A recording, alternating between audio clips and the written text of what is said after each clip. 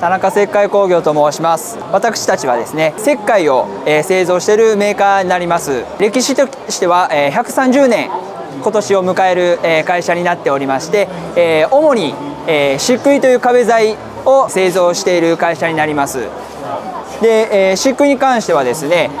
世界遺産の姫路城にも使われている、白さに特徴のある石灰の製造をしております。